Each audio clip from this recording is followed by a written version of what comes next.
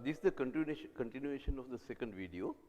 Now, in this endeavor, we will consider some application which involves a double integral.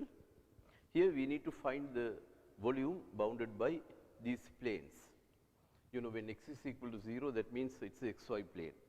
When x is equal to 0, you consider the other variables, that means y and z. So, this is the y z plane.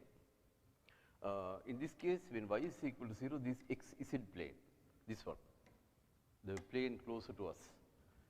When z is equal to 0, that is xy plane, the horizontal plane here. Okay, so it is in this octant. Of course, when something is bounded by these three, it should be in this octant. And here the plane is 3x plus 2y plus z is equal to 6. Now, we need to sketch this. This is how you sketch it. This plane intersects these axes. So, if you try to find these points, the intersecting points, then you can straight away sketch the plane. If you consider x axis like in 2D, on x axis always y is equal to 0, on the y axis x is equal to 0.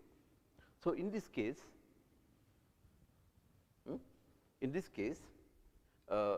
on the x axis both y and z, that means the other variables, should be equal to 0.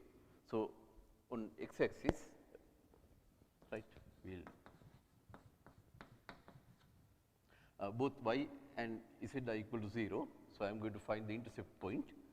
When these two are equal to 0, you get 3x is equal to 6, which gives you x is equal to 2.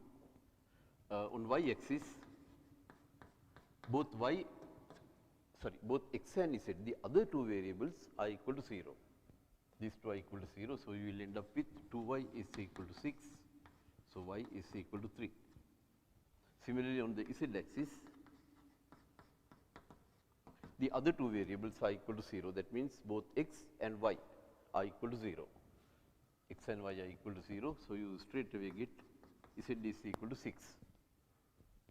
Z is equal to 6, x is equal to 2, y is equal to 3.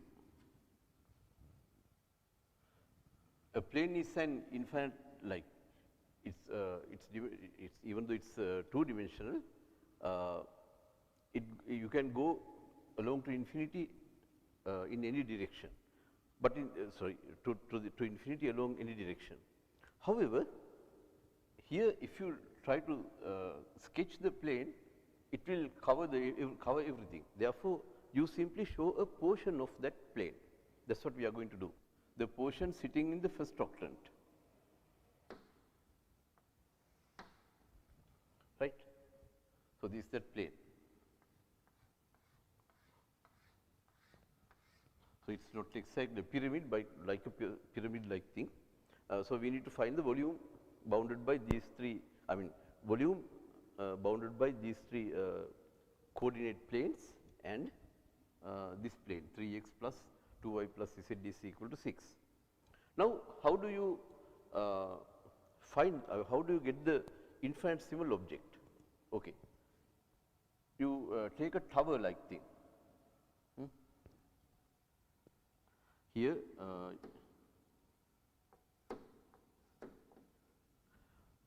the length is, this length is delta x, this delta y.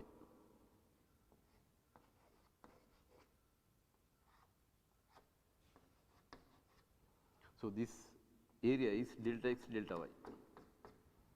After that,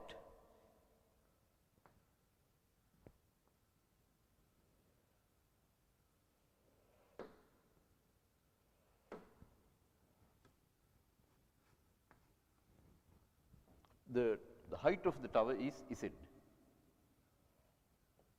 It's measured from 0, z. So, the infinitesimal volume is what? The area of the base times the height, right. So, area of the base is delta x, delta y times z.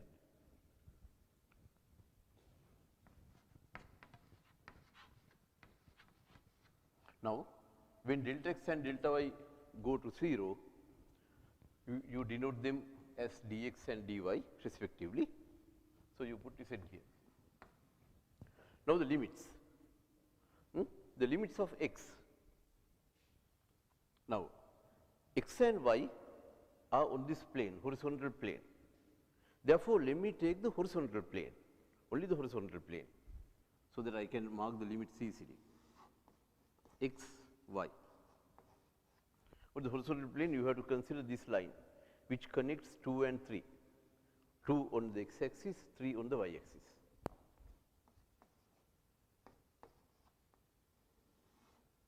The line is this.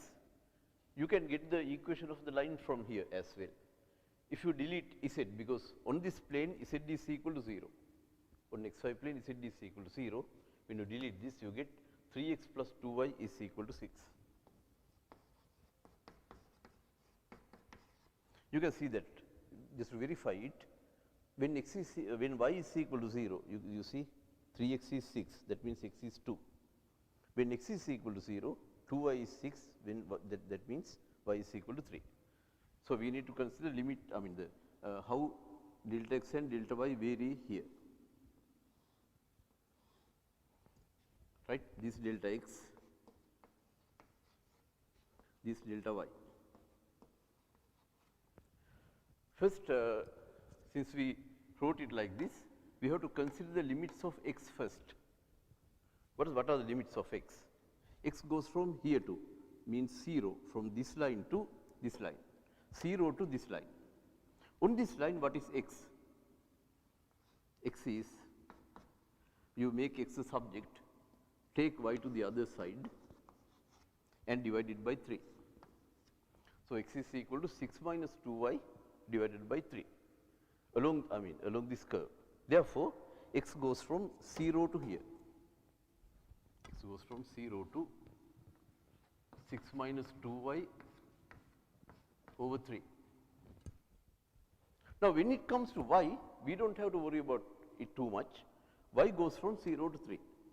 Why do we do that? Look, this is the reason. Let me again justify why we do that. X goes from here to here. When we take y goes from 0 to 3, right?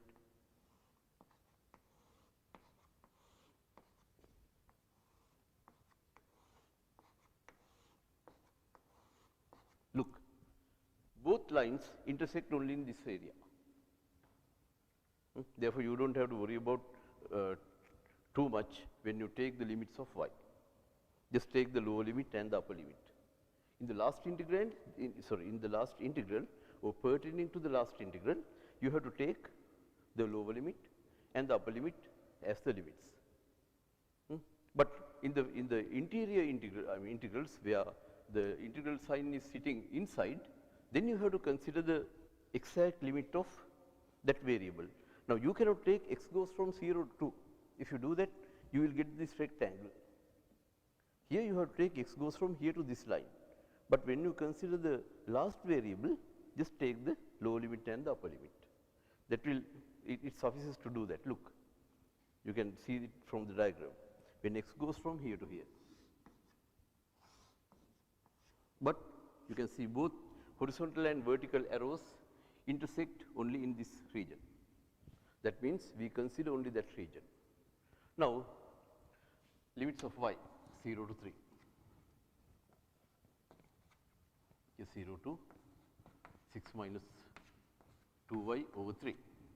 Now, at the same time, you have to plug in the expression for z in terms of x and y. So, make z the subject, take these two to the other side. So, 6 minus 3x minus 2y. Now, it is a double integral, and we have considered these integrals in the second video, but we will evaluate this.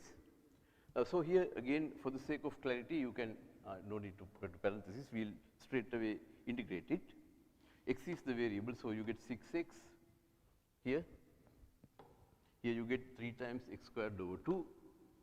Here you get 2 times, variable is x, therefore 2y can be considered as a constant, 2y times x, like this.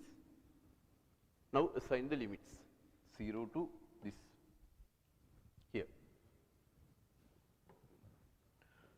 right. Now you plug in that 6 minus 2y over 3 for x and simplify that into this one. Then take the similar terms, consider the first eliminate the parentheses like this. You know 2 times 6 is 12, 2 times 2y is 4y like that.